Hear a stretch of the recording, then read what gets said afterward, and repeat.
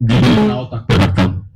জুলাই অভ্যুত্থানে যারা শহীদ হয়েছেন তাদের আত্মার মাগফিরাত কামনা করছি।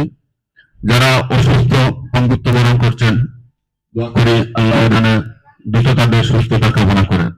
সম্মানিত উপস্থিতি, জুলাই অভ্যুত্থান একদিনে আসে নাই। দীর্ঘ 17 বছর বিরোধী দলীয় আন্দোলন সংগ্রামের ফসল জুলাই অভ্যুত্থান।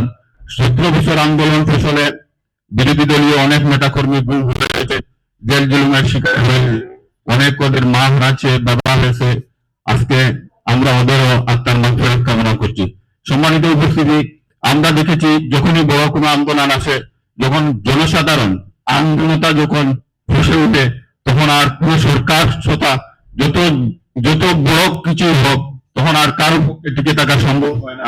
আসুন আমরা সবাই মিলে ঐক্যবদ্ধ হয়ে এই দেশকে প্রতিষ্ঠিত করার লক্ষ্যে আমরা সবাই ঐক্যবদ্ধ হয়ে কাজ করি।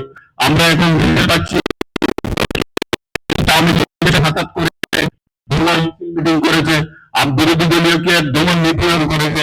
আজকে ওরাই আসার সুশীল হতে শুরু করেছে। আমরা ধিক্কার জানাই ওদেরকে। ওদের চরিত্র কতটুকু আমরা দেখে এসেছি। আমরা চাই না এই দেশ বিনষ্ট হোক, আমরা চাই না এদেশের শান্তি শৃঙ্খলা ভঙ্গ হোক। আমরা সবাই ঐক্যবদ্ধ হয়ে ওদের প্রতিহত করব।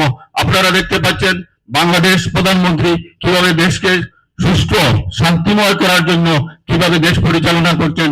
আমরা সবাই বিরোধী দল সহ আমরা সবাই ওকে সহযোগিতা করি। সবাইকে এখানে উপস্থিত হয়েছেন, সবাইকে ধন্যবাদ জানিয়ে আমি আমার কথা এখানে শেষ করছি। ধন্যবাদ সবাইকে। আল্লাহ হাফেজ।